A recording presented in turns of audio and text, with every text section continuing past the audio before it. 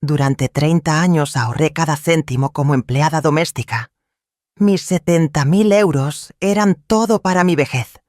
Mi hijo los perdió en apuestas, y cuando le reclamé llorando, me empujó al suelo gritándome: «¡Deja de llorar, vieja débil!», delante de mis propios nietos.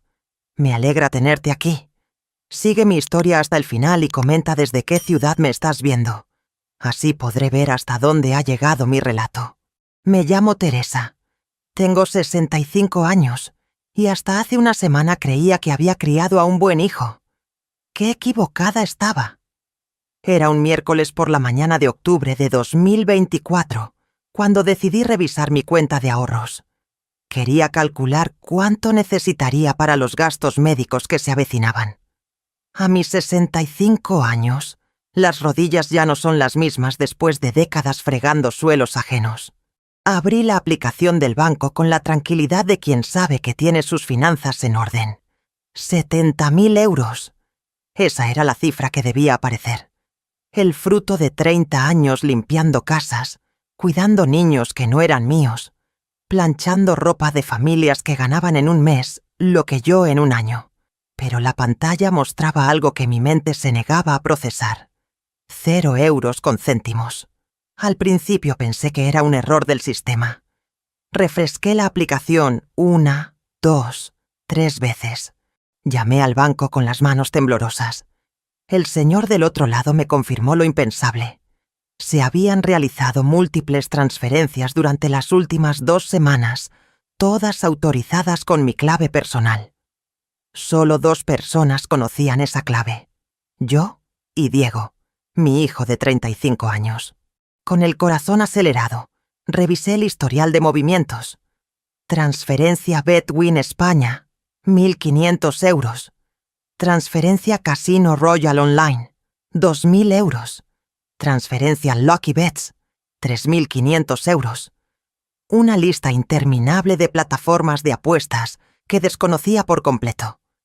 Marqué el número de Diego con dedos temblorosos. Su voz sonó relajada, casi alegre. «Mamá, ¿qué tal?» Estaba desayunando con Elena. «Diego, necesito que vengas a casa ahora mismo. Es urgente». «¿Pasó algo?» «Suenas rara. Solo ven, por favor». 1 hora después, Diego llegó acompañado de Elena y mis 2 nietos, Lucas y Sofía. Elena llevaba un bolso nuevo que reconocí inmediatamente del escaparate de esa boutique, cara del centro, con un precio que me había hecho suspirar por su inaccesibilidad. «¿Qué pasa, abuela?», preguntó Lucas corriendo a abrazarme. Mi corazón se partió al ver su inocencia. «Nada, mi amor. Juega con tu hermana en tu cuarto un momento». Cuando los niños se fueron, le mostré la pantalla de mi teléfono con el saldo en 0. «Diego, ¿puedes explicarme esto?». Vi cómo su rostro cambió. Por un segundo, solo por un segundo, capté un destello de culpa en sus ojos, pero rápidamente fue reemplazado por una sonrisa forzada. «Mamá, puedo explicártelo. Era una inversión. Tenía una oportunidad increíble de multiplicar ese dinero».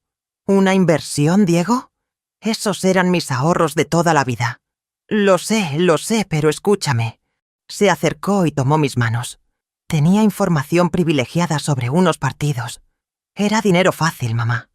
Lamentablemente no salió como esperaba. ¿Pero no salió como esperabas? Mi voz se quebró. «Diego, ese dinero era para mi vejez, para mis medicinas, para no ser una carga para nadie cuando ya no pueda trabajar».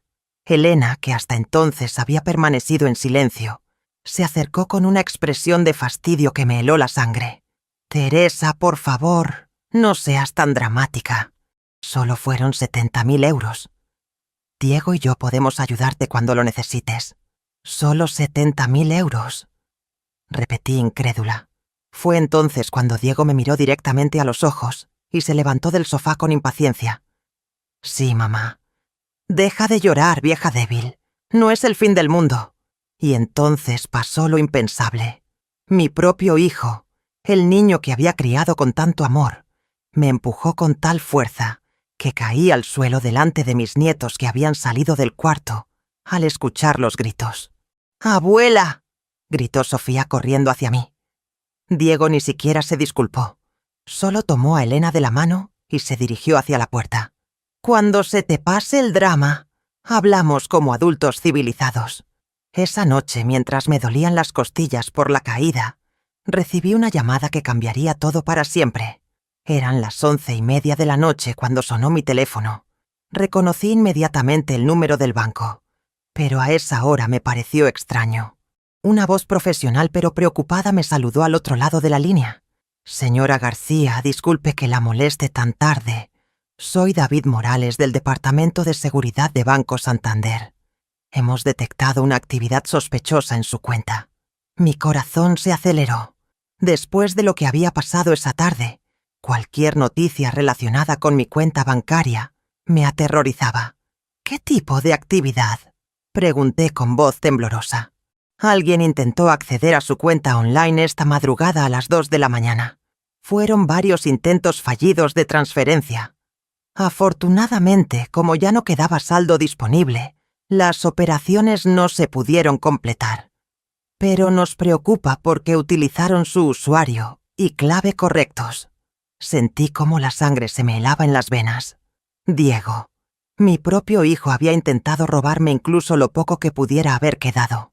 Ni siquiera había esperado un día después de humillarme y tirarme al suelo. ¿A qué hora exactamente?, conseguí articular.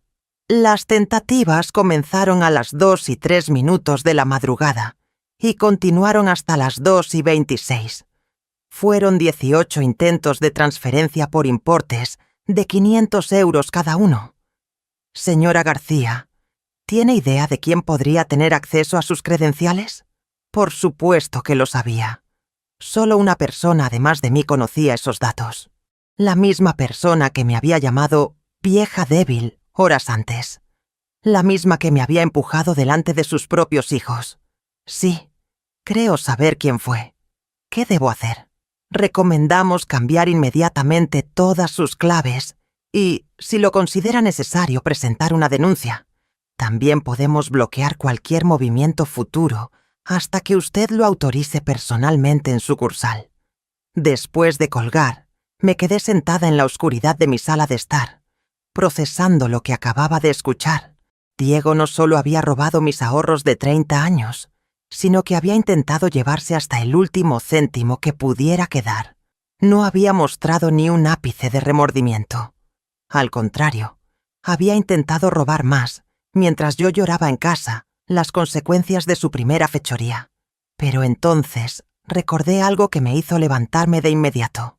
Fui hasta mi dormitorio y abrí el cajón donde guardaba mis documentos importantes. Mis manos temblaron mientras revisaba cada papel. Allí estaba. Una solicitud de préstamo al banco BBVA por 15.000 euros que yo jamás había firmado, pero que llevaba mi firma. Comparé la firma con documentos auténticos míos. Era muy parecida, pero no idéntica. Diego había falsificado mi firma. Continué revisando y encontré más documentos comprometedores. Otra solicitud de crédito por 8.000 euros en ING Bank, un aval bancario por 20.000 euros que supuestamente yo había firmado para garantizar no sé qué operación. Y lo más grave de todo, una autorización para que Diego actuara como mi representante legal en operaciones bancarias. Todo falsificado, todo con mi firma imitada. Me senté en la cama con todos los papeles esparcidos a mi alrededor y lloré como no había llorado desde la muerte de mi esposo. Pero estas no eran lágrimas de tristeza solamente. Eran lágrimas de rabia, de indignación, de una traición tan profunda que me costaba creer que fuera real. Mi hijo no solo me había robado, me había estado preparando un engaño mucho más elaborado. Con esos documentos falsificados, él podría haber accedido a créditos por montos muy superiores a los 70.000 euros que ya había perdido. Podría haberme endeudado de por vida, destruir mi crédito, comprometer incluso esta casa que tanto me había costado conseguir. Pero lo que más me dolía no era el aspecto económico, era darme cuenta de que el hijo que había criado, al que había dado todo, por el que había sacrificado vacaciones, ropa nueva, salidas con amigas, ese hijo me veía como un obstáculo, como una fuente de dinero fácil, como alguien tan insignificante que se atrevía a falsificar mi firma sin el menor escrúpulo. Recordé todas las veces que Diego me había pedido pequeños préstamos a lo largo de los años. Solo hasta fin de mes, mamá. Es temporal. Ya sabes que siempre te pago. Confía en mí. Es una oportunidad única. Ahora entendía que nunca habían sido préstamos. Habían sido robos graduales para preparar el gran golpe final. Pensé en Elena, en cómo me había mirado esa tarde con desprecio, cuando dijo que 70.000 euros no eran nada. Pensé en mis nietos, en cómo habían visto a su padre empujar a su abuela al suelo. Pensé en todas las mañanas que me había levantado a las 5 para limpiar casas ajenas, en todas las veces que había contado monedas para poder ahorrar, aunque fuera 10 euros más cada mes. Era casi la 1 de la madrugada cuando tomé una decisión que cambiaría nuestras vidas para siempre. Ya no era solo cuestión de dinero robado. Era cuestión de falsificación de documentos, de fraude, de un delito que podía costarle a Diego muchos años de prisión. Fui hasta mi escritorio y saqué mi agenda telefónica. Busqué el número de Cristóbal Herrera, un abogado que había conocido años atrás cuando trabajaba limpiando su oficina. Siempre había sido amable conmigo, y recordaba que una vez me había dicho que si alguna vez necesitaba ayuda legal, no dudara en contactarlo. Escribí un mensaje detallado explicando la situación y se lo envié por WhatsApp, aunque fuera tan tarde. Al final del mensaje escribí: Cristóbal, necesito su ayuda urgentemente. Mi hijo me ha robado y ha falsificado documentos. Ya no se trata solo de dinero, se trata de justicia. Cuando terminé de escribir, me di cuenta de que algo había cambiado en mí. Ya no era la Teresa que lloraba desconsoladamente por sus ahorros perdidos. Era una mujer que había descubierto que su propio hijo era un delincuente y que estaba dispuesta a hacer lo que fuera necesario para que pagara las consecuencias de sus actos. Mi teléfono vibró. Era un mensaje de Cristóbal. Teresa, mañana a primera hora en mi oficina. Trae todos los documentos que tengas. Esto es muy grave. Por primera vez en días conseguí sonreír. A las 8 de la mañana siguiente estaba frente al bufete de Cristóbal Herrera, con una carpeta llena de documentos bajo el brazo. No había pegado ojo en toda la noche, pero por primera vez en días me sentía con un propósito claro.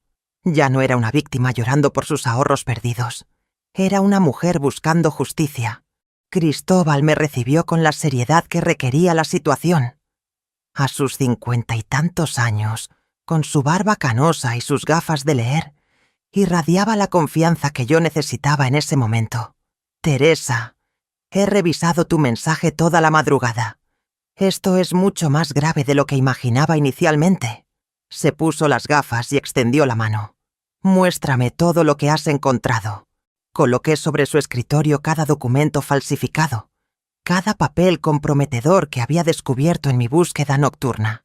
Cristóbal los examinó uno por uno con una lupa, comparando las firmas, revisando fechas, analizando cada detalle con meticulosidad profesional.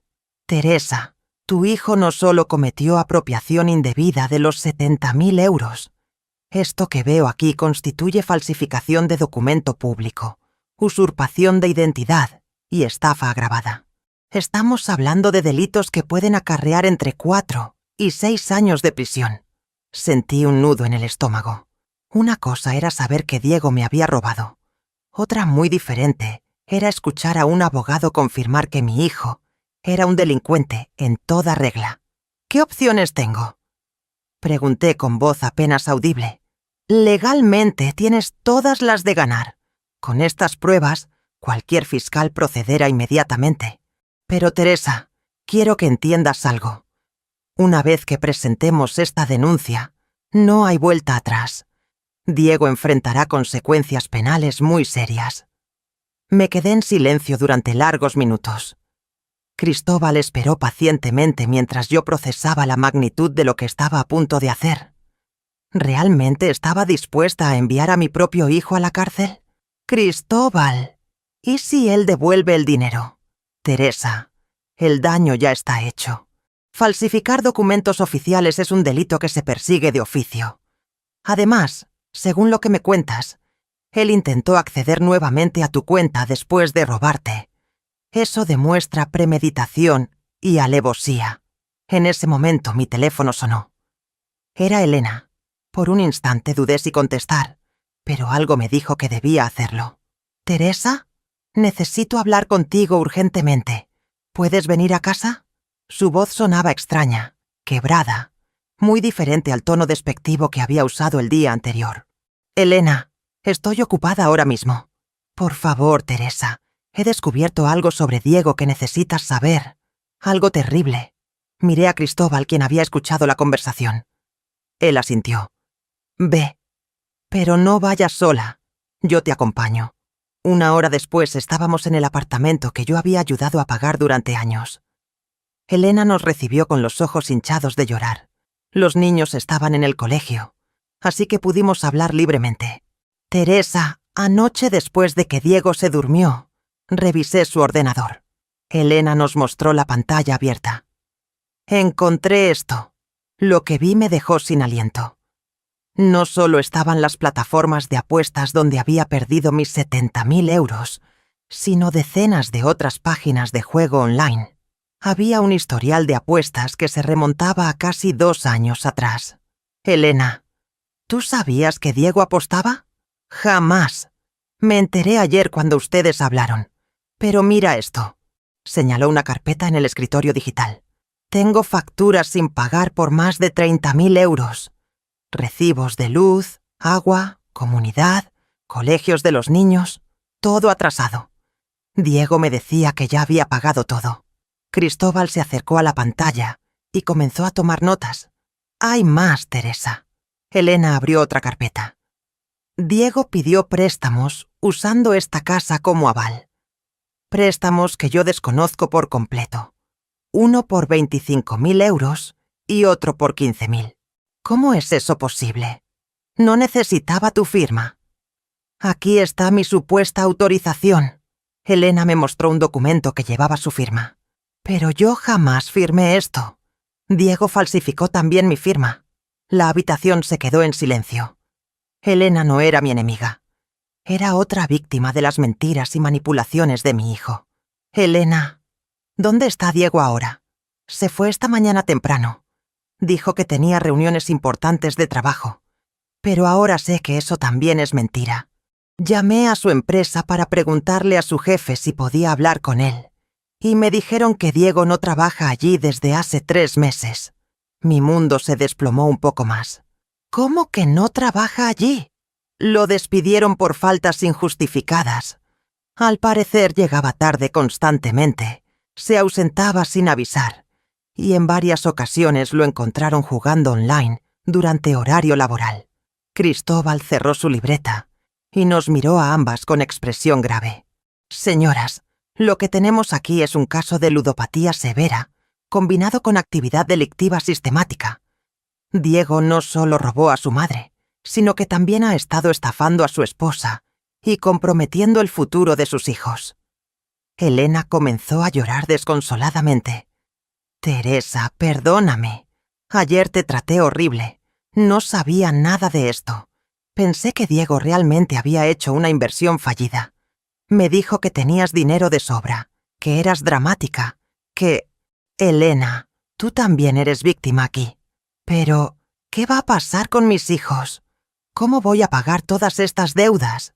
Este apartamento está hipotecado hasta el techo por préstamos que yo no autoricé. Cristóbal se aclaró la garganta. Elena, si Diego falsificó tu firma, esos préstamos son nulos. Podemos impugnarlos legalmente. Pero necesitarás presentar también una denuncia por falsificación. ¿Contra mi propio marido? ¿Contra el hombre que las ha estado estafando a ambas sistemáticamente? Elena me miró con una expresión que jamás olvidaré. Una mezcla de vergüenza, miedo y súplica. Teresa, ¿qué vamos a hacer? Por primera vez desde que había comenzado esta pesadilla, me sentí segura de mi decisión. Vamos a hacer lo que debimos hacer desde el principio. Vamos a denunciarlo. La comisaría de policía del distrito me resultó más intimidante de lo que había imaginado. Elena y yo nos sentamos en la sala de espera, cada una perdida en sus pensamientos, mientras Cristóbal hablaba con el inspector encargado de delitos económicos. Llevábamos más de una hora esperando cuando finalmente nos llamaron. El inspector Rodríguez era un hombre de mediana edad, con aspecto serio pero comprensivo. Extendió sobre su escritorio todos los documentos que habíamos recopilado. Las transferencias bancarias no autorizadas, los papeles falsificados, los préstamos fraudulentos, el historial de apuestas online de Diego. Señora García, lo que me están presentando aquí constituye un patrón claro de actividad delictiva. Su hijo ha cometido múltiples delitos: apropiación indebida, falsificación de documento público, estafa agravada y usurpación de identidad. El inspector revisó cada documento meticulosamente. Señora Elena, en su caso también tenemos falsificación de firma y fraude hipotecario. Elena asintió nerviosa mientras apretaba mi mano. Habíamos decidido esa misma mañana que enfrentaríamos esto juntas. Ella había comprendido que Diego la había convertido en víctima, igual que a mí. «Inspector, ¿qué procedimiento debemos seguir?», preguntó Cristóbal. «Procederemos inmediatamente con las denuncias formales. Dado el monto involucrado y la evidencia documental, solicitaremos orden de detención. También embargaremos las cuentas del señor Diego García para evitar que disponga de más fondos». Sentí un escalofrío al escuchar orden de detención. Por más preparada que creyera estar, la realidad de que mi hijo sería arrestado me golpeó con fuerza inesperada. «¿Cuánto tiempo llevará todo esto?», pregunté con voz temblorosa. «Las diligencias preliminares estarán listas en 24 horas. Mientras tanto, recomiendo encarecidamente que revoquen cualquier aval o garantía que hayan otorgado al acusado». Ahí estaba la parte que más me dolía. Durante años había sido la garante de la vida cómoda de Diego. Su apartamento, sus coches, sus tarjetas de crédito, todo respaldado por mi firma y mi historial crediticio impecable. Había confiado ciegamente en él, y esa confianza se había convertido en el arma que usó para destruirme. Salimos de la comisaría con una carpeta llena de formularios y citaciones. Elena se veía pálida y preocupada. «Teresa, estamos haciendo lo correcto. Pienso en Lucas y Sofía. ¿Cómo les voy a explicar que su padre está en la cárcel?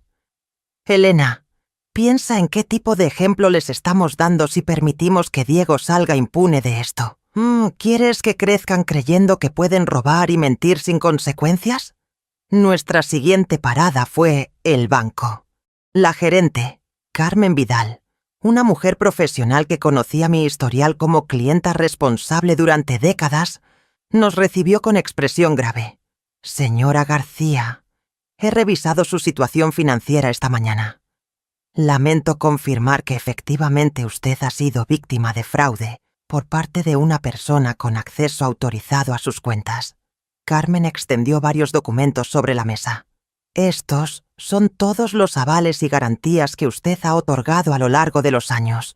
La hipoteca del apartamento donde vive su nuera por 200.000 euros, el préstamo del vehículo BMW por 45.000 euros, las líneas de crédito por un total de 30.000 euros. La cifra total me dejó sin respiración. Sin darme cuenta, había garantizado deudas por más de 270.000 euros. Si Diego no podía pagar, yo sería responsable de toda esa cantidad. Carmen, necesito revocar todos estos avales inmediatamente. Señora García, debo advertirle que, al revocar las garantías, los bancos procederán automáticamente a ejecutar las deudas.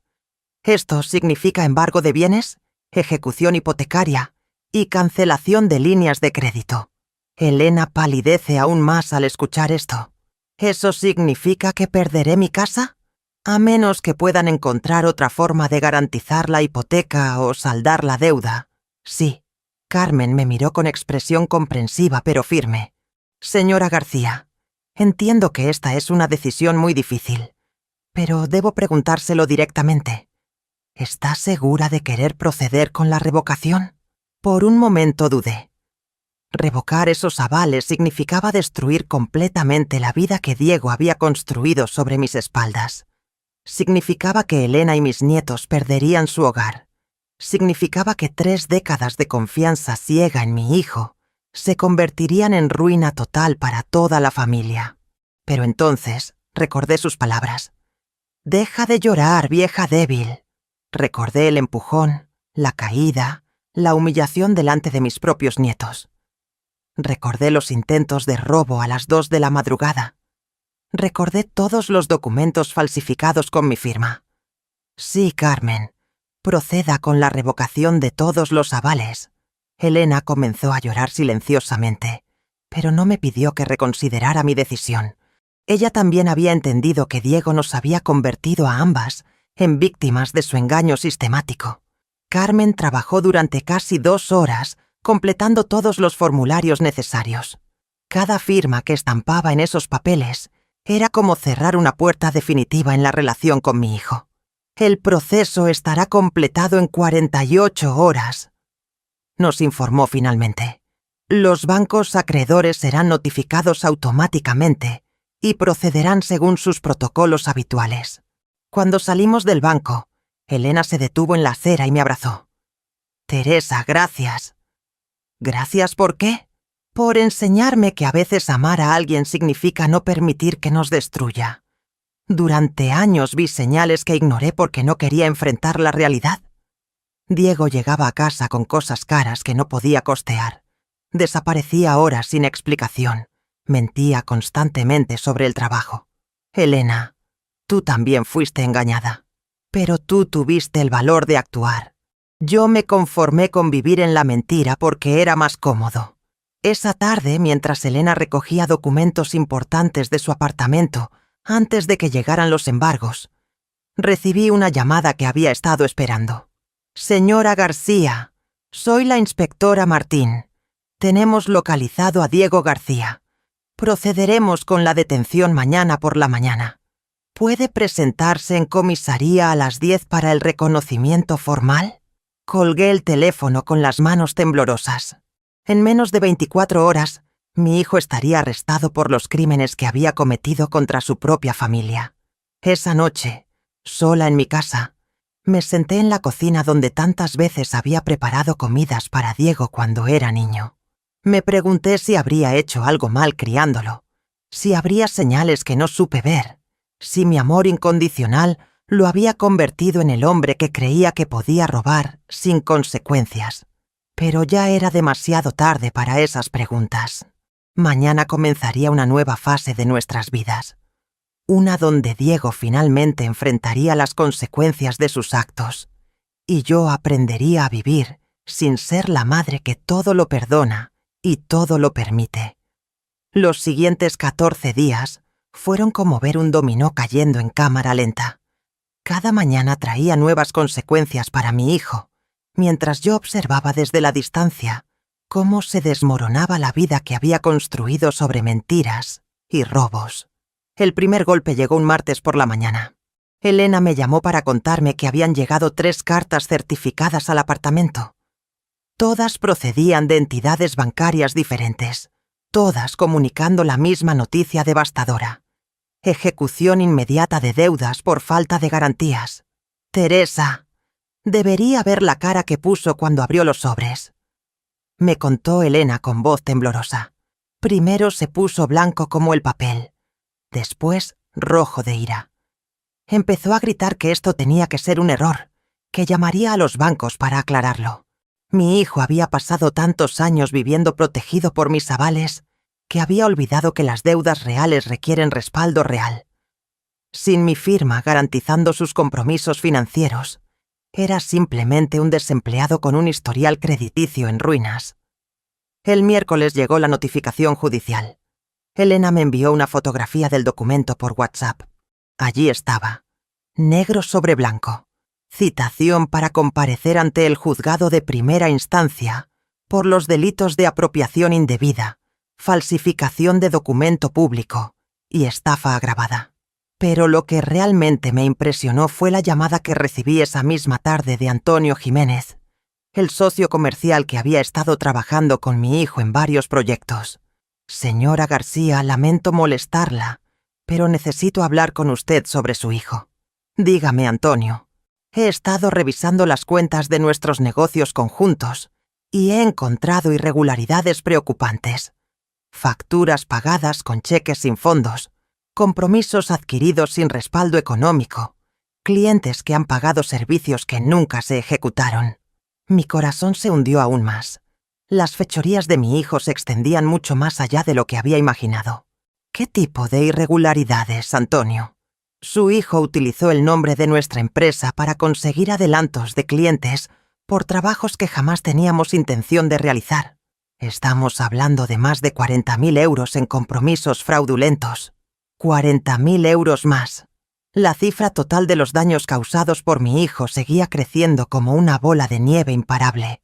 Antonio, yo no sabía nada de esto. Lo sé, señora García. Por eso la llamo. He decidido disolver inmediatamente la sociedad y presentar mi propia denuncia. No puedo permitir que las acciones de su hijo destruyan la reputación que he construido durante 20 años.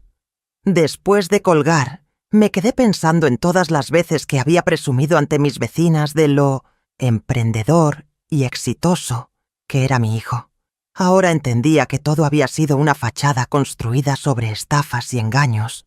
El viernes de esa primera semana, Elena me contó que habían cortado la electricidad del apartamento. Mi hijo había recibido múltiples avisos de desconexión por facturas impagas, pero los había ignorado completamente. Teresa, los niños están asustados. No entienden por qué papá grita tanto últimamente. ¿Por qué no hay luz en casa? ¿Por qué llegan señores con papeles todo el tiempo? ¿Dónde está él ahora? Se va temprano y vuelve muy tarde. Dice que está solucionando todo, pero cada día traen más notificaciones de embargo. La segunda semana fue aún más devastadora. El lunes llegaron los agentes judiciales para embargar el BMW que yo había avalado. Elena me envió un vídeo desde la ventana. Mi hijo gritando en plena calle mientras se llevaban el vehículo en una grúa. «Esto es un error. Yo tengo derechos. Van a escuchar de mis abogados», gritaba mientras los vecinos se asomaban curiosos a sus ventanas. Pero no había abogados. Sin recursos económicos y con su reputación destruida, ningún despacho respetable aceptaría representarlo sin un pago considerable por adelantado. El martes cortaron el agua. El miércoles llegó la notificación de ejecución hipotecaria. Elena tenía 30 días para abandonar el apartamento o enfrentar el desalojo forzoso.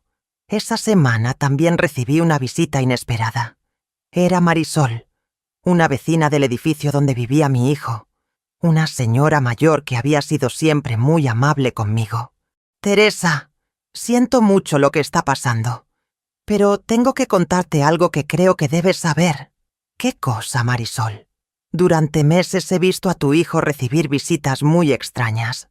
Hombres con pinta de matones que subían a discutir con él. Se escuchaban gritos, amenazas. Una vez vi que le dieron una paliza en el garaje. Mi sangre se heló». «¿Una paliza?» «Sí, Teresa. Y hace 2 semanas volvieron. Esta vez le dijeron que tenía hasta fin de mes para pagar, o las consecuencias serían peores. Hablaban de una deuda de 50.000 euros. 50.000 euros adicionales. Mi hijo no solo había robado y estafado a su familia, sino que había contraído deudas con prestamistas ilegales.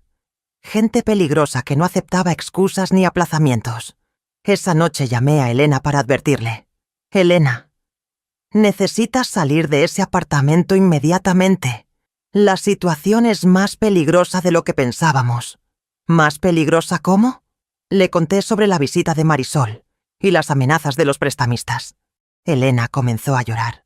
«Teresa, ya no sé qué hacer. No tengo a dónde ir con los niños. Mi madre vive en un estudio de 20 metros cuadrados.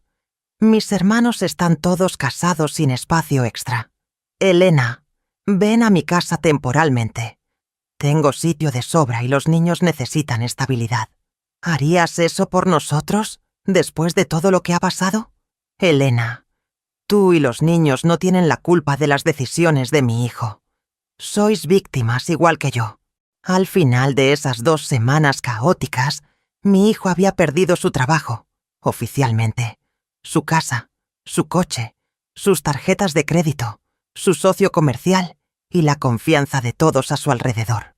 Pero lo más importante, había perdido a su familia. Elena había tomado la decisión de mudarse temporalmente a mi casa con Lucas y Sofía. No era una solución definitiva, pero era un refugio seguro mientras organizaba su nueva vida como madre soltera. El viernes por la noche, mientras ayudaba a Elena a instalar a los niños en la habitación de invitados, recibí un mensaje de texto de mi hijo. Era el primer contacto directo que intentaba conmigo desde aquella terrible tarde del empujón. «Mamá, necesito hablar contigo urgentemente. Todo esto es un malentendido que podemos solucionar». Borré el mensaje sin responder. Por primera vez en semanas, esa noche dormí tranquila.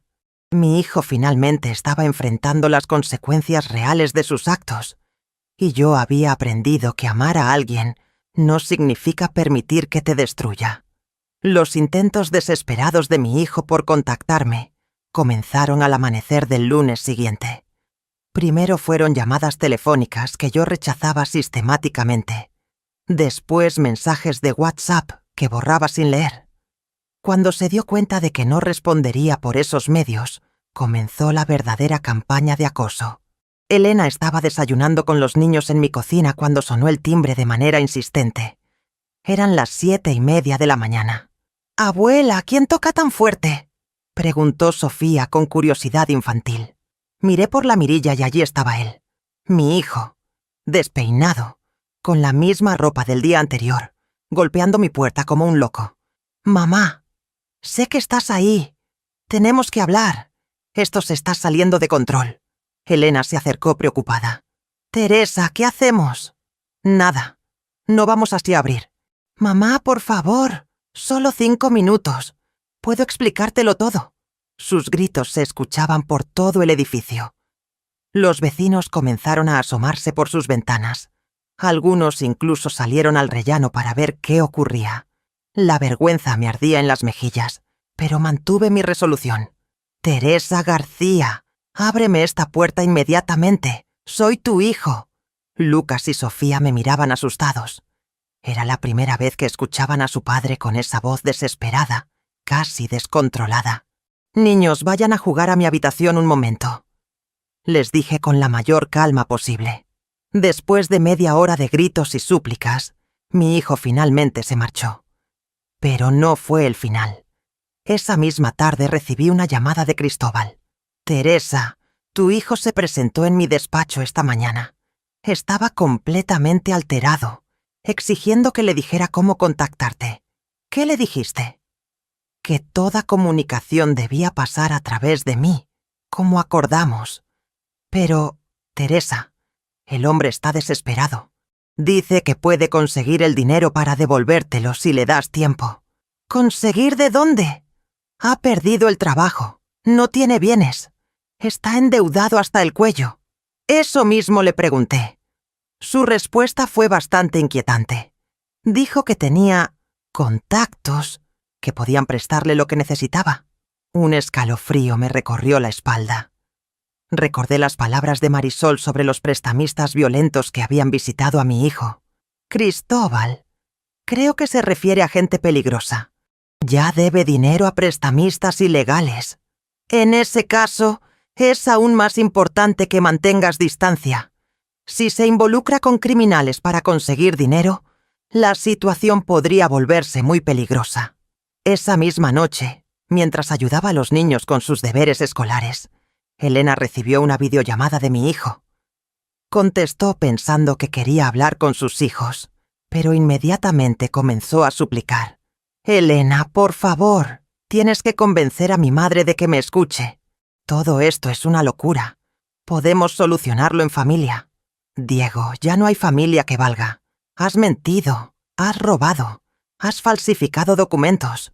¿Cómo pretendes que confiemos en ti? Era una emergencia. Las apuestas iban a salir bien. Tenía información segura. ¿Información segura? Elena levantó la voz. Has perdido más de 200.000 euros. Nos has dejado sin casa, sin dinero, sin nada. Los niños comenzaron a llorar al escuchar la discusión. Lucas, con sus 8 años, no entendía completamente la situación, pero percibía la tensión y el miedo. ¿Por qué papá ya no vive con nosotros?, me preguntó esa noche mientras lo arropaba. Tu papá ha tomado decisiones muy malas, cariño. A veces los adultos hacemos cosas que tienen consecuencias serias, pero va a volver. La inocencia en sus ojos me partió el corazón. ¿Cómo explicarle a un niño que su padre había destruido la familia por su adicción al juego? No lo sé, Lucas, pero lo importante es que mamá, la abuela y tú están seguros. Al día siguiente, la situación empeoró. Mi hijo se presentó en el colegio de los niños durante la hora de salida. Elena recibió una llamada urgente de la directora. Señora García, su esposo está aquí causando una escena. Exige llevarse a los niños y dice que usted no tiene derecho a impedírselo. Elena y yo corrimos al colegio. Encontramos a mi hijo discutiendo acaloradamente con 2 profesores, mientras Lucas y Sofía lloraban abrazados en un rincón del patio. «Son mis hijos. No pueden impedirme verlos», gritaba mi hijo. «Señor García, debe calmarse, o tendremos que llamar a la policía», le advertí a la directora. Cuando me vio, mi hijo se dirigió directamente hacia mí con una mezcla de desesperación y furia en los ojos. «Mira lo que has conseguido. Mis propios hijos me tienen miedo. Diego, tú has conseguido esto. Nadie más. Era mi dinero también. Durante años te ayudé. Trabajé para ti. Fui un buen hijo». La mentira era tan descarada que casi me dio risa. Mi hijo jamás había trabajado para mí. Yo había trabajado para él. Había sido su garantía financiera, su respaldo económico, su salvavidas durante décadas. Diego, vete. Los niños están asustados. No me voy a ir sin hablar contigo. Dame una oportunidad de explicarte. En ese momento llegó un coche patrulla. Alguien había llamado a la policía. 2 agentes se acercaron con calma pero firmeza. ¿Cuál es el problema aquí? La directora les explicó la situación mientras Elena consolaba a los niños. Mi hijo intentó convencer a los policías de que todo era un malentendido familiar. «Agentes, soy Diego García. Esta es mi madre y estos son mis hijos. Solo quiero hablar con mi familia». Uno de los policías revisó su libreta y frunció el ceño. «Diego García, de 35 años, residente en la calle Príncipe de Vergara». «Sí, ese soy yo. Señor García, tenemos una orden de alejamiento temporal a petición de su madre. No puede acercarse a ella ni a los menores hasta nueva orden judicial». Mi hijo me miró con una expresión de incredulidad total. ¿Una orden de alejamiento? ¿Contra tu propio hijo? Era necesario, Diego. Tu comportamiento se ha vuelto impredecible y amenazante. Los policías lo escoltaron hasta la salida del colegio, mientras él seguía gritando que todo era una conspiración, que yo lo había malinterpretado, que él podía arreglar las cosas si le daba una oportunidad. Esa noche, después de acostar a los niños, Elena y yo nos sentamos en la cocina con una taza de té. «Teresa, ¿hicimos bien?» «Elena, por primera vez en años, mis nietos van a dormir en una casa donde no hay gritos, no hay amenazas, no hay miedo. ¿Te parece poco? Tienes razón, pero me duele ver cómo se está destruyendo. A pesar de todo, es el padre de mis hijos, y precisamente por eso debemos proteger a Lucas y Sofía. No podemos permitir que crezcan pensando que este comportamiento es normal. Esa fue la última vez que mi hijo intentó contactarnos directamente.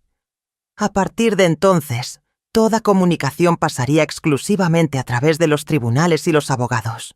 Había trazado una línea definitiva entre nosotros. Una línea que él había cruzado cuando decidió robarme, mentirme y humillarme. Una línea que protegía no solo mi dignidad, sino el futuro de mis nietos. La llamada llegó un martes por la mañana, exactamente 3 semanas después de haber presentado las denuncias. Era la inspectora Martín, con esa voz profesional que ya había aprendido a reconocer. «Señora García, procederemos con la detención de su hijo esta tarde. Los cargos formales incluyen apropiación indebida por 70.000 euros, falsificación de documentos oficiales en grado agravado y estafa continuada. ¿Necesita que la mantengamos informada del desarrollo?» «Sí, por favor», respondí con voz más firme de lo que me sentía por dentro. Elena estaba preparando el almuerzo para los niños cuando compartí la noticia. Vi cómo sus manos temblaron ligeramente mientras untaba mantequilla en el pan, pero su expresión se mantuvo serena. «¿Sabes dónde está ahora?», le pregunté. «Se mudó a una pensión cerca del centro.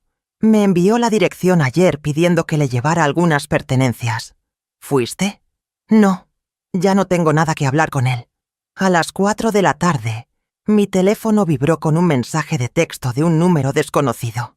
«Me están arrestando por tu culpa. Espero que estés contenta». No era necesario preguntar quién lo enviaba. Guardé el teléfono sin responder y continué ayudando a Sofía con su tarea de matemáticas, como si no hubiera pasado nada extraordinario. Pero la tranquilidad duró poco. A las 6 de la tarde, Elena recibió una videollamada desde el teléfono de mi hijo. Cuando contestó, apareció en pantalla una mujer desconocida, de unos 40 años, con aspecto nervioso. «¿Eres Elena? Soy Rocío, la dueña de la pensión donde se hospeda tu marido.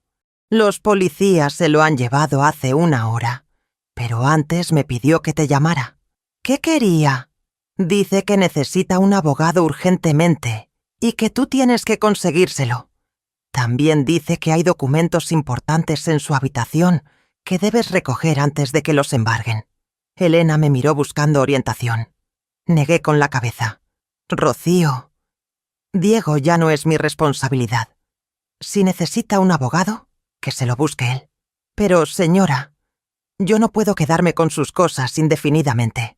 Además, debe 3 semanas de alquiler. Haga lo que considere conveniente. Yo no me haré cargo de sus deudas». Después de colgar, Elena se desplomó en el sofá de mi sala. «Teresa, ¿estoy siendo cruel? Es el padre de mis hijos. Elena, ser padre no te da derecho a robar, mentir y destruir a tu familia. Diego tomó decisiones conscientes que lo llevaron hasta aquí. Esa misma noche recibimos otra llamada inesperada. Era Antonio, el ex socio comercial de mi hijo.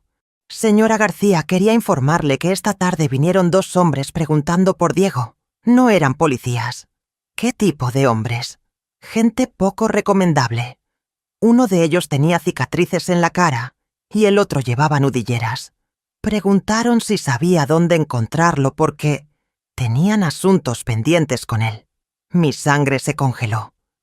Los prestamistas ilegales habían venido a cobrar. «¿Qué les dijiste?» «La verdad, que había disuelto la sociedad con él hace semanas y que no tenía idea de su paradero». «Pero, señora García, estos individuos no parecían dispuestos a aceptar un no por respuesta». «¿Mencionaron alguna cantidad?» 60.000 euros. Dijeron que su hijo tenía hasta fin de mes para pagar o enfrentaría consecuencias serias. 60.000 euros adicionales. La deuda total de mi hijo superaba ya los 300.000 euros entre bancos, prestamistas ilegales y víctimas de sus estafas.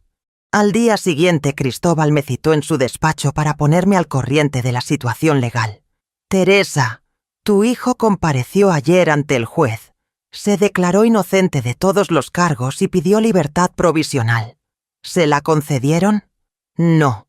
El fiscal alegó riesgo de fuga y posibilidad de reincidencia.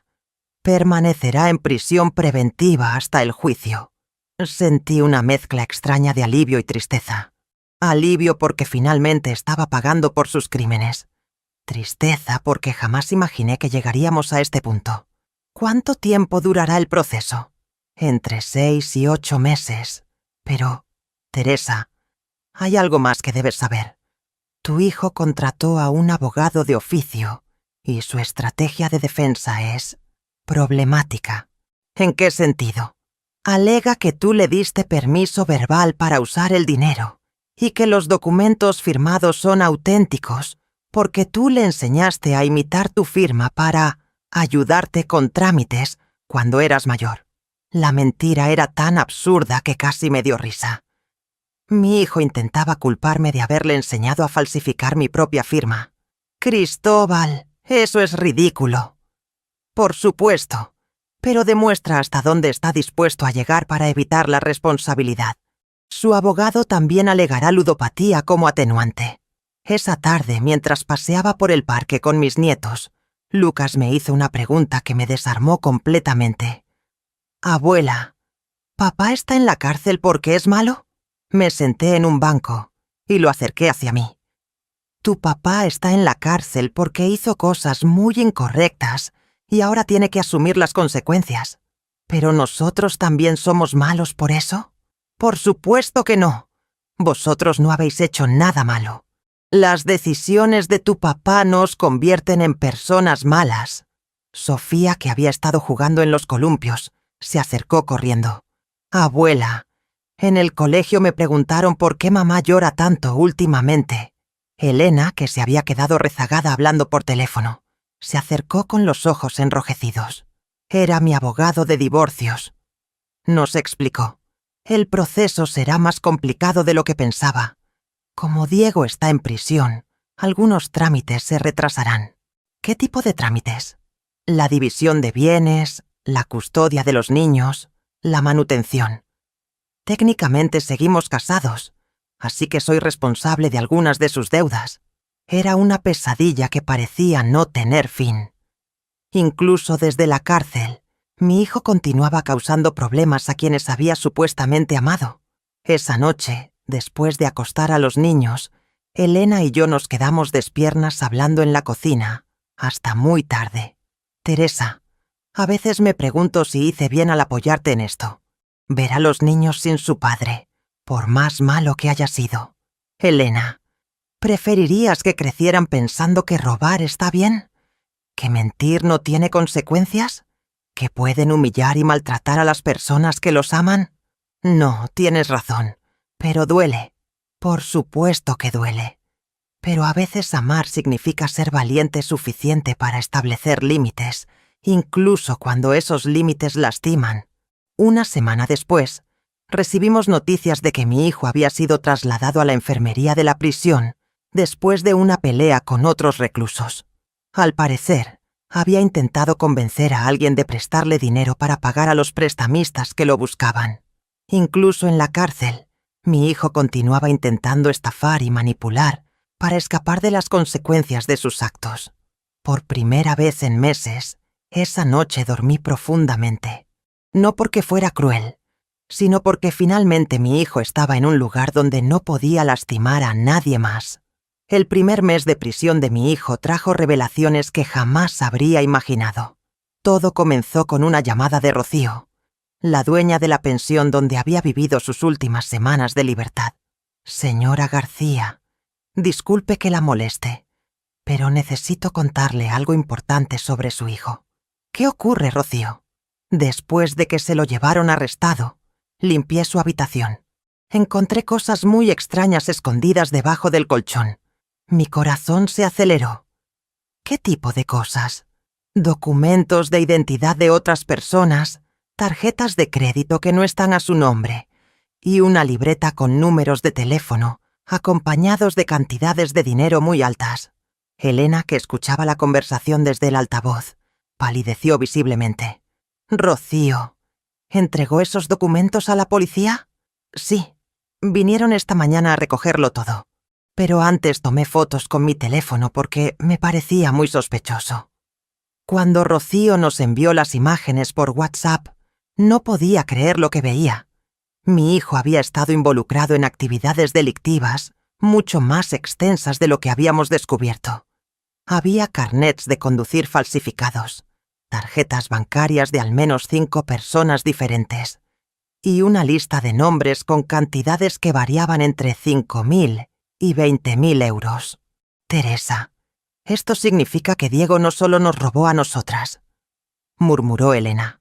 Ha estado estafando a decenas de personas. La inspectora Martín nos citó al día siguiente para ampliar la denuncia original. Señora García, lo que han encontrado en la habitación de su hijo confirma nuestras sospechas. Diego García formaba parte de una red de estafadores que operaba por toda la región. ¿Una red? Sí. Utilizaban identidades falsas para conseguir préstamos bancarios, estafar a personas mayores con falsas inversiones y vender productos inexistentes por Internet. Su hijo era uno de los operadores más activos. Me senté pesadamente en la silla. Cada día descubría nuevas facetas del desconocido en que se había convertido mi hijo. ¿Cuántas víctimas hay? Hasta ahora hemos identificado 43 casos. El monto total de las estafas supera los 500.000 euros. 500.000 euros. La cifra era tan astronómica que mi mente se negaba a procesarla completamente. Su hijo utilizaba una técnica muy sofisticada. Se ganaba la confianza de sus víctimas durante semanas o incluso meses antes de pedirles dinero. Muchas de ellas son personas mayores que creían estar ayudando a un joven emprendedor. Esa tarde, mientras ayudaba a Sofía con sus deberes de lengua, recibí una llamada del centro penitenciario. Mi hijo había solicitado una visita conmigo. Señora García, el interno Diego García ha presentado una solicitud de visita familiar. ¿Está usted dispuesta a recibirla? No, respondí sin dudar. ¿Está segura? Ha alegado que necesita hablar con usted sobre asuntos familiares urgentes. Completamente segura. No deseo tener contacto con él. Elena me miró sorprendida. Teresa, quizás deberías escuchar lo que tiene que decir. Elena, he escuchado sus mentiras durante 35 años. Ya es suficiente. Pero mi hijo no se dio por vencido fácilmente. A la semana siguiente, Cristóbal me informó que había enviado una carta manuscrita de 6 páginas a su despacho. ¿Quieres que te lea el contenido? ¿Es una disculpa sincera? No exactamente. Es más bien una lista de justificaciones y una petición de ayuda económica para su defensa legal. Entonces no necesito escucharla. Sin embargo, Elena sí quiso conocer el contenido de la carta. Esa noche me contó los puntos principales mientras los niños dormían. Dice que todo fue culpa de malos consejeros que lo metieron en problemas, que él realmente creía que las inversiones iban a funcionar, que está arrepentido pero que necesita un abogado privado para demostrar su inocencia. ¿Menciona a las 43 personas que estafó? No, ni una sola vez. Tampoco menciona el dolor que nos causó a nosotras o a los niños. Era exactamente lo que esperaba. Mi hijo continuaba viendo la situación desde su perspectiva egoísta, buscando víctimas a quien culpar y personas dispuestas a rescatarlo. 2 semanas después, la situación se complicó aún más. Elena recibió una llamada amenazante en plena noche. «Elena García». «Sí, ¿quién habla?» «Tu marido nos debe dinero, mucho dinero. Como él no puede pagar desde donde está, vas a tener que hacerlo tú». Elena colgó inmediatamente y vino corriendo a mi habitación.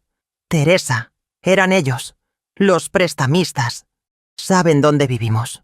«¿Mencionaron alguna cantidad?» 60.000 euros. Dijeron que tengo hasta fin de mes o vendrán a cobrárselo de otra manera.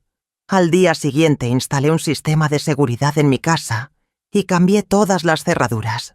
También contacté con la policía para informar sobre las amenazas. Señora García, estas personas no suelen conformarse con amenazas telefónicas. Me advirtió el agente encargado del caso. Recomendamos que considere mudarse temporalmente a otra dirección. Pero yo ya había tomado demasiadas decisiones basadas en el miedo.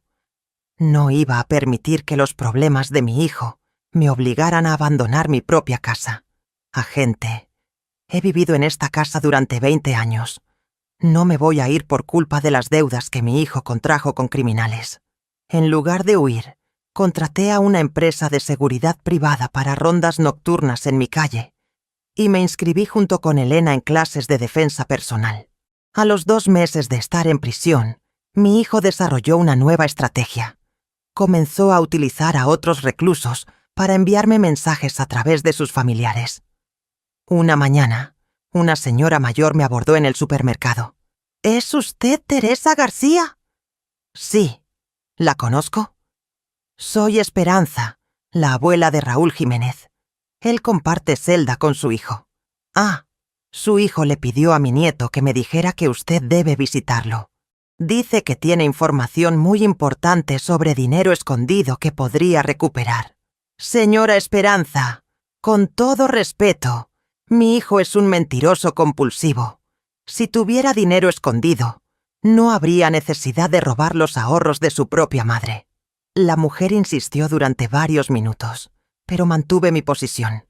Era obvio que mi hijo continuaba manipulando a las personas, incluso desde la cárcel. Esa tarde, Elena se sentó conmigo en el jardín mientras los niños jugaban. «Teresa, ¿alguna vez te arrepientes de haber denunciado a Diego?» «Nunca. Pero sí me arrepiento de haber tardado tanto en hacerlo». «¿Por qué lo dices?» «Si hubiera puesto límites claros desde que era joven, quizás nunca habría llegado a convertirse en lo que es ahora. Mi amor incondicional se convirtió en el peor regalo que pude darle. Pero era su madre. Es natural querer proteger a los hijos. Elena, proteger a alguien de las consecuencias de sus actos no es amor, es complicidad». Esa noche, mientras veía dormir a mis nietos, tomé una decisión definitiva. No importaba cuántos mensajes enviara mi hijo, cuántas cartas escribiera, cuántas personas utilizara para contactarme. Había trazado una línea inquebrantable entre nosotros, y esa línea me había devuelto la paz y la dignidad que había perdido durante años de ser su víctima silenciosa. 4 meses después del arresto de mi hijo, Elena finalmente recibió la notificación que había estado esperando. Su divorcio había sido aprobado por el juzgado. La custodia completa de Lucas y Sofía le fue otorgada sin oposición, ya que mi hijo se encontraba cumpliendo condena y había sido declarado económicamente insolvente. «Teresa, mira esto», me dijo Elena mostrándome el documento oficial. «El juez estableció que Diego debe pagar 300 euros mensuales de manutención, pero como no tiene ingresos ni bienes, la cantidad queda suspendida hasta que demuestre capacidad económica». ¿Qué significa eso en términos prácticos? Que los niños y yo somos libres legalmente, pero sin apoyo económico de su padre. Aunque honestamente, prefiero la libertad. Elena había encontrado trabajo como administrativa en una clínica dental del barrio. No era un salario espectacular, pero le proporcionaba la independencia que necesitaba para reconstruir su vida. Los niños se habían adaptado sorprendentemente bien a la nueva rutina familiar. Esa misma semana recibí una visita inesperada de la trabajadora social asignada al caso de mis nietos.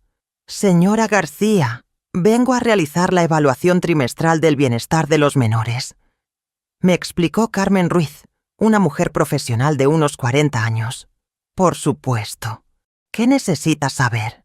Principalmente cómo están procesando la ausencia de su padre y si han manifestado algún tipo de trauma o comportamiento preocupante». Hablamos durante más de 1 hora. Carmen entrevistó por separado a Lucas y Sofía, revisó sus calificaciones escolares y evaluó la dinámica familiar que habíamos establecido en mi casa. «Señora García, debo felicitarla. Los niños muestran una estabilidad emocional notable, considerando las circunstancias. Sus maestros reportan que están integrados socialmente y mantienen un rendimiento académico excelente». ¿Han preguntado por su padre? Lucas me mencionó que papá está aprendiendo a ser mejor persona en un lugar especial. Es una forma muy madura de procesar la situación. Habíamos decidido explicarles a los niños que su padre había cometido errores graves y necesitaba tiempo para reflexionar sobre sus acciones. No entramos en detalles sobre la prisión o los crímenes específicos, pero tampoco les mentimos sobre la realidad. Una tarde, mientras jugaba ajedrez with Lucas en el jardín, me hizo una pregunta que me tomó por sorpresa. «Abuela, ¿tú perdonas a papá por lo que hizo?» Me quedé pensando unos segundos antes de responder. «Lucas, perdonar no significa olvidar o permitir que alguien te lastime nuevamente. Yo he perdonado a tu papá en mi corazón, Pero eso no significa que vaya a dejar que regrese a nuestras vidas. Es como cuando yo perdono a Sofía por romper mi juguete, pero ya no le presto mis cosas importantes. La simplicidad de su comprensión me asombró. Exactamente así, cariño. Mientras tanto, las noticias sobre el caso legal de mi hijo continuaban llegando a través de Cristóbal. El juicio se había programado para septiembre y las evidencias eran abrumadoras. Teresa, la Fiscalía ha presentado un caso muy sólido. Entre tu denuncia original, los documentos falsificados y las 43 víctimas adicionales que han testificado, es prácticamente imposible que escape de una condena seria. ¿Cuánto tiempo podría recibir? Entre 5 y 8 años de prisión, más la obligación de restituir los fondos robados a todas las víctimas. Por supuesto, como no tiene bienes, la restitución será meramente simbólica. Durante esos meses, había logrado recuperar parcialmente mi estabilidad económica. El seguro de vida de mi difunto esposo tenía una cláusula que cubría fraudes familiares, y me devolvieron 25.000 euros de los 70.000 robados. No era mucho, pero era suficiente para mantener mi casa y ayudar a Elena con los gastos de los niños. Teresa, tengo que decirte algo. Me confesó Elena una noche mientras tomábamos té después de cenar. He estado yendo a terapia psicológica. Me parece excelente. ¿Te está ayudando? Mucho. Mi terapeuta me ayudó a entender que durante años fui víctima de violencia psicológica. Diego me manipulaba constantemente, me hacía sentir culpable por sus problemas, me aislaba de mis amigas. Elena, yo también fui víctima de su manipulación. Creyó que podía aprovecharse de mi amor maternal indefinidamente. La diferencia es que tú tuviste el valor de ponerle límites. Yo tardé años en darme cuenta de que vivía en una mentira. Era cierto. Elena había sido tan víctima como yo de los engaños de mi hijo. La diferencia era que ella había estado dispuesta a cambiar, a enfrentar la realidad y a construir una nueva vida para sus hijos. En mayo, recibimos una noticia que nos tranquilizó considerablemente. Los prestamistas ilegales que habían amenazado a Elena fueron arrestados en una operación policial contra el crimen organizado. Habían estado bajo investigación durante meses y su red de extorsión fue desmantelada completamente. Significa que ya no tenemos que preocuparnos por las amenazas, me explicó el inspector que llevaba el caso. ¿Y las deudas de mi hijo con ellos? Técnicamente ya no existen. Esta organización operaba ilegalmente, así que cualquier deuda contraída con ellos carece de validez legal. Por primera vez en meses, Elena y yo pudimos dormir tranquilas sin preocuparnos por nuestra seguridad. Hacia finales de mayo, una de las víctimas de la red de estafas de mi hijo me contactó directamente. Era Julián Morales, un jubilado de 72 años que había perdido 15.000 euros en una de las falsas inversiones. Señora García, no la culpo por las acciones de su hijo. Entiendo que usted también fue víctima. Señor Morales, lamento profundamente lo que le hicieron. Quería agradecerle por haber tenido el valor de denunciarlo. Si usted no hubiera dado el primer paso, probablemente seguiría estafando a personas inocentes. Sus palabras me confirmaron que había tomado la decisión correcta. No había denunciado a mi hijo por venganza, sino por justicia, para proteger a futuras víctimas y para enseñarle que las acciones tienen consecuencias reales. Al final de esos 4 meses, nuestra pequeña familia había encontrado un equilibrio nuevo pero sólido. Elena trabajaba, los niños estudiaban, y yo había asumido mi rol de abuela y protectora de una manera que jamás imaginé necesaria. Una tarde, mientras observaba a mis nietos jugar en el parque, me di cuenta de que por primera vez en años no tenía miedo de revisar mis cuentas bancarias. No temía las llamadas telefónicas inesperadas. No vivía con la angustia constante de preguntarme qué nueva mentira o problema traería mi hijo a casa. Había perdido a un hijo, pero había ganado paz, dignidad y la oportunidad de ser un ejemplo positivo para mis nietos. A veces el amor verdadero requiere decisiones dolorosas, pero necesarias. El juicio de mi hijo estaba programado para la primera semana de septiembre. Faltaban apenas 2 meses cuando Cristóbal me llamó con una noticia que, aunque esperada, me impactó profundamente. Teresa, Diego ha perdido oficialmente su empleo en la empresa constructora. Su empleador presentó una demanda laboral por daños a la reputación de la compañía. ¿Cómo es posible? Ya llevaba meses sin trabajar. Aparentemente seguía en nómina con licencia no remunerada, pero cuando los medios de comunicación comenzaron a cubrir el caso de la red de estafas, la empresa decidió cortarlo completamente. También le reclaman la devolución de equipos informáticos y un vehículo de la compañía que supuestamente había perdido en apuestas. La caída de mi hijo parecía no tener fondo. Cada semana traía nuevas revelaciones sobre la extensión de sus actividades delictivas. Esa misma tarde, Elena regresó del trabajo con una expresión preocupada que no había visto en semanas. Teresa, recibí una llamada extraña en la oficina. ¿Extraña cómo? Era una mujer que se identificó como abogada de Diego. Dijo que él quería proponer un acuerdo de mediación familiar antes del juicio. Mi primera reacción fue de indignación. Después de meses sin mostrar el menor arrepentimiento genuino, mi hijo ahora quería mediar, porque se acercaba el momento de enfrentar las consecuencias legales. ¿Qué tipo de acuerdo? No entró en detalles, pero mencionó algo sobre reconocimiento de errores y compromiso de restitución gradual. También dijo que Diego había estado participando en un programa de rehabilitación para ludópatas en la prisión. La manipulación continuaba, incluso desde la cárcel. Mi hijo había aprendido exactamente qué palabras utilizar para intentar ablandar nuestros corazones. Elena, ¿tú qué opinas? Honestamente, Teresa, ya no sé qué pensar.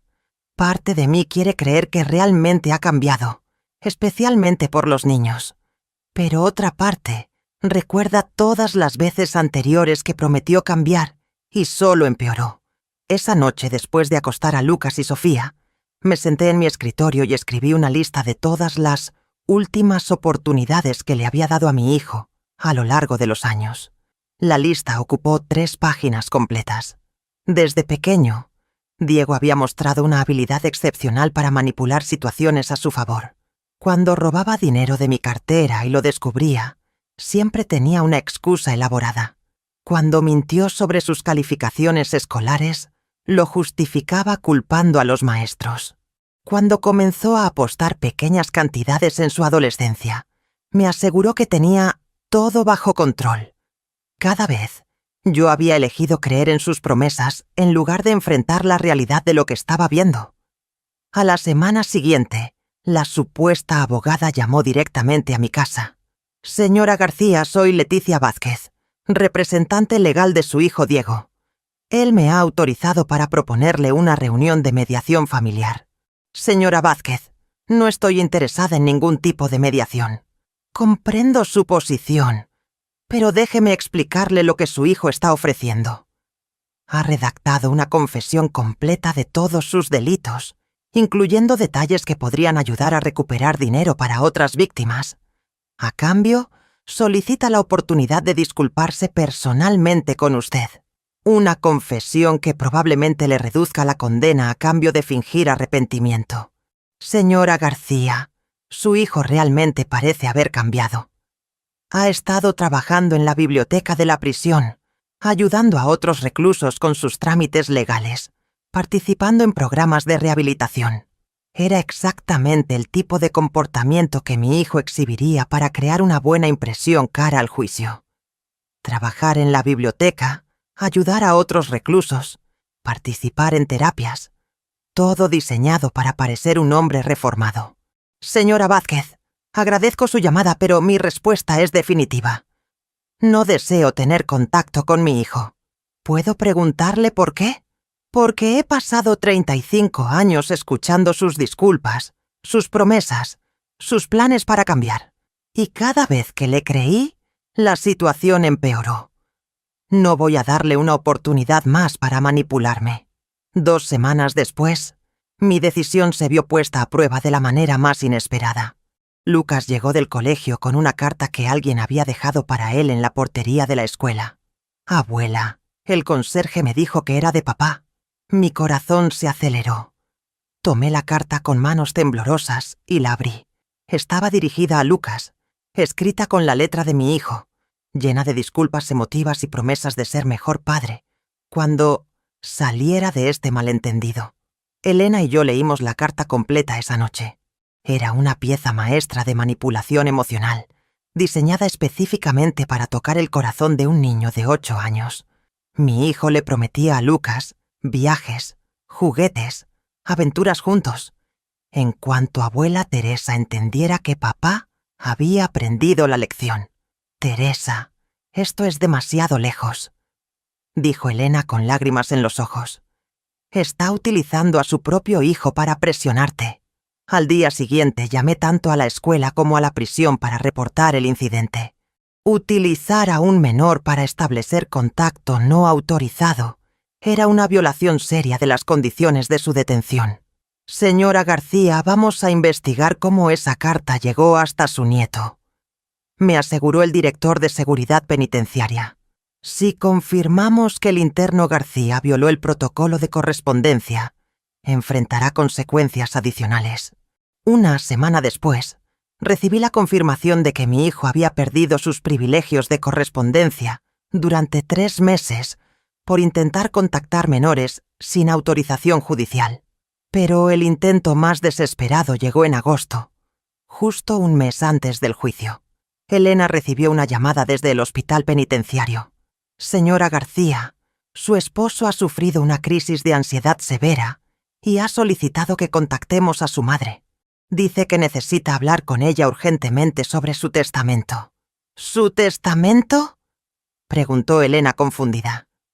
Sí, alega que hay disposiciones importantes que debe discutir con su familia antes del juicio. Era otra mentira elaborada. Mi hijo no tenía bienes que legar a nadie, pero conocía mi tendencia a preocuparme por asuntos familiares importantes. Dígale que su madre no está disponible para visitas, respondió Elena firmemente. Esa noche, mientras ayudaba a Sofía a preparar su mochila para el primer día del nuevo curso escolar, reflexioné sobre todos los intentos de manipulación que mi hijo había desplegado durante esos meses. Cartas emotivas, promesas de cambio, supuestas crisis médicas, ofertas de mediación. Todo calculado para quebrar mi resolución. Pero cada intento solo confirmaba que no había cambiado realmente. Un hombre genuinamente arrepentido habría respetado mi decisión de mantener distancia. No habría utilizado a sus propios hijos como herramientas de manipulación. Abuela, me dijo Lucas mientras le leía un cuento antes de dormir. ¿Papá va a volver algún día? No lo sé, cariño. Pero lo importante es que tú, tu hermana, tu mamá y yo somos una familia fuerte juntos. Aunque falte papá, especialmente aunque falte papá, por primera vez en mi vida como madre, había aprendido que a veces proteger a la familia significaba mantener alejado al miembro que la daña. Era la lección más dolorosa pero más necesaria de mi vida. El primer lunes de septiembre llegó con una claridad otoñal que parecía presagiar el final de esta pesadilla familiar. El juicio de mi hijo estaba programado para las 10 de la mañana, pero yo no tenía intención de asistir. Había decidido que mi testimonio escrito y las pruebas documentales hablarían por sí solas. Elena sí decidió ir, no para apoyar a Diego, sino para cerrar definitivamente ese capítulo de su vida. Teresa, necesito verlo una última vez para recordarme por qué tomé la decisión correcta al divorciarme, me explicó mientras se arreglaba con ropa formal oscura. Cristóbal me llamó al mediodía con el veredicto. Teresa, Diego García ha sido declarado culpable de todos los cargos. La sentencia es de 6 años de prisión efectiva, más la obligación de restituir 540.000 euros a las víctimas identificadas. 540.000 euros. La cifra final de los daños causados por mi hijo era astronómica, muy superior a los 70.000 que me había robado inicialmente. ¿Apeló la sentencia? Su abogado de oficio intentó una apelación basada en ludopatía como atenuante, pero el juez la rechazó. Las evidencias de premeditación y el patrón sistemático de estafas durante años descartaron cualquier circunstancia atenuante. Cuando Elena regresó del juzgado esa tarde, tenía una expresión de alivio mezclada con tristeza. ¿Cómo se comportó?, le pregunté mientras preparaba la merienda para los niños. Intentó hacer contacto visual conmigo varias veces durante el juicio, pero yo mantuve la mirada fija al frente. Cuando leyeron la sentencia, se desplomó en su silla. Creo que realmente creía que iba a salir absuelto. ¿Dijo algo? Solo cuando el juez le preguntó si tenía algo que declarar. Dijo que era inocente, que había sido víctima de malos consejos y que todo había sido un malentendido gigantesco. Hasta el final mi hijo se negaba a asumir responsabilidad genuina por sus actos. Ni siquiera ante la evidencia abrumadora y el testimonio de más de 40 víctimas fue capaz de reconocer la verdad. 3 días después del juicio, recibí una última carta de la prisión. Esta vez no era de mi hijo, sino de otro recluso. Señora García, soy compañero de celda de su hijo. Él me pidió que le escribiera porque dice que usted no lee sus cartas. Quiere que sepa que está muy arrepentido y que planea dedicar los próximos años a reflexionar sobre lo que hizo mal. Rompí la carta sin terminar de leerla. Incluso desde la cárcel, mi hijo continuaba utilizando a terceros para manipularme. Había aprendido a reconocer sus patrones y ya no me afectaban. En octubre, 2 meses después del juicio, Elena recibió una oferta laboral mejor remunerada en una empresa de contabilidad del centro de la ciudad. Con sus nuevos ingresos, podría permitirse alquilar un apartamento pequeño pero digno para ella y los niños. Teresa, no sé cómo agradecerte todo lo que has hecho por nosotros estos meses. Elena, vosotros me habéis dado tanto como yo a vosotros. Me habéis ayudado a recordar lo que significa ser parte de una familia real, donde las personas se protegen mutuamente en lugar de aprovecharse. Lucas y Sofía se habían convertido en niños resilientes y seguros de sí mismos. Sus calificaciones escolares eran excelentes, participaban en actividades extracurriculares y raramente mencionaban a su padre. Cuando lo hacían, era con una mezcla de curiosidad y distanciamiento emocional que me tranquilizaba profundamente. Abuela, ¿papá va a seguir en ese lugar hasta que seamos mayores?, me preguntó Sofía una tarde, mientras dibujaba en la mesa de la cocina. Probablemente sí, cariño. Pero eso no significa que vuestra vida sea menos completa o feliz. A mí me gusta más así, confesó Lucas sin levantar la vista de sus deberes de matemáticas. Ya no hay gritos en casa, mamá no llora, y tú siempre estás contenta. Sus palabras me confirmaron que habíamos tomado las decisiones correctas, por dolorosas que hubieran sido. En noviembre, 1 año después de descubrir el robo de mis ahorros, organicé una pequeña celebración familiar. No para festejar la desgracia de mi hijo, sino para honrar nuestra supervivencia y crecimiento como familia. ¿Qué celebramos exactamente?, preguntó Elena mientras decorábamos la mesa con globos. Celebramos que aprendimos a ser fuertes, que nos protegimos mutuamente y que construimos algo hermoso a partir de algo terrible.